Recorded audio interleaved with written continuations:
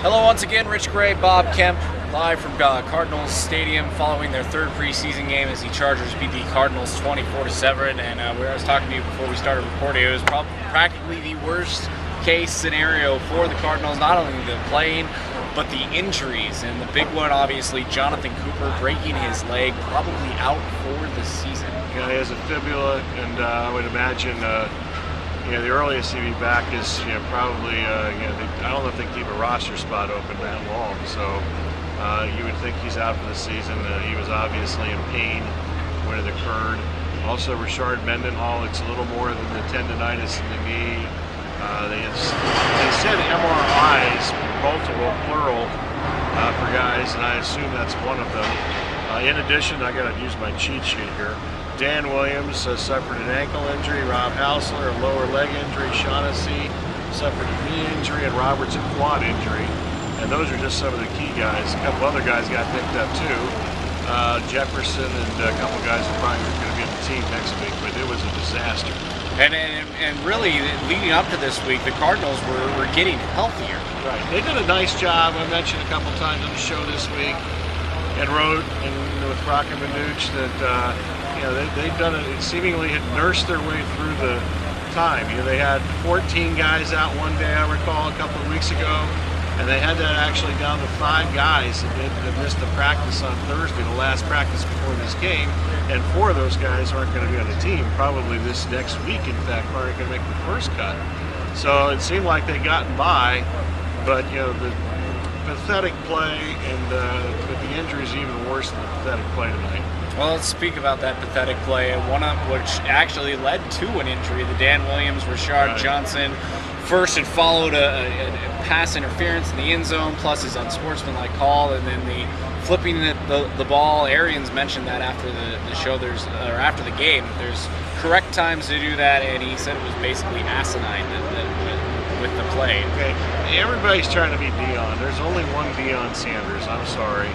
So he has all these guys that he works with in the summer and the off season, and they try to gets him to do the high step thing. I'm not going to try that, but I'm sorry. He shouldn't be coaching people, and I think that's the Deion influence. Unfortunately, I love Deion as a player. I stuck up for him forever when some guys didn't, but this off-season coaching thing that he's doing with these guys it's ridiculous. And if I were an NFL coach, I wouldn't allow it.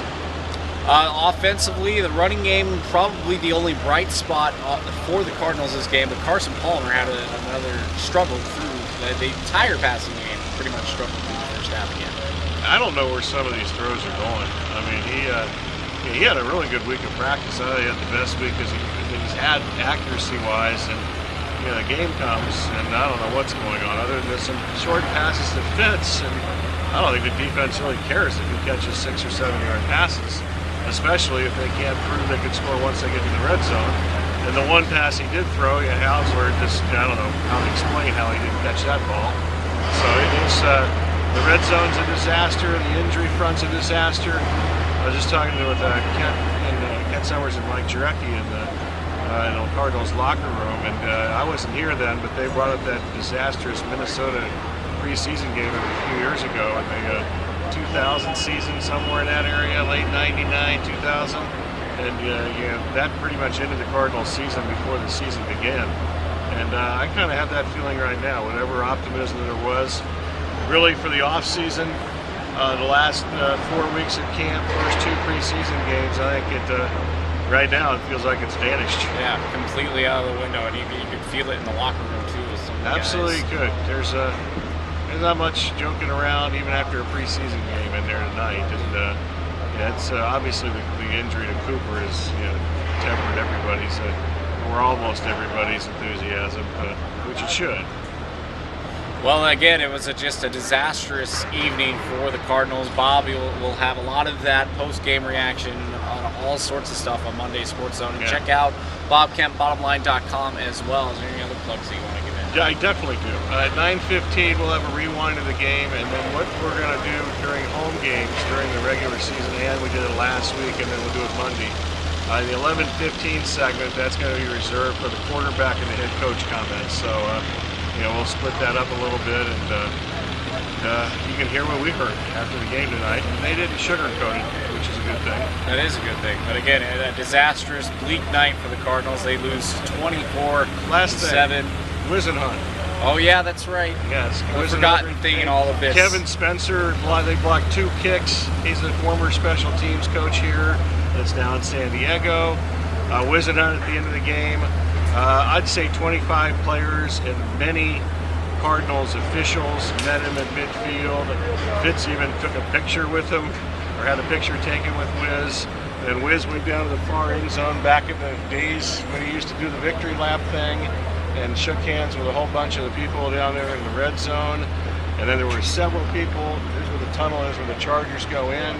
And he shook their hands and signed some autographs. He was out here for probably 10 minutes or so after the game. And we were joking earlier, speaking of Dion, we'll end this on a Dion thing. He should say this is his house. Well, for one night it was.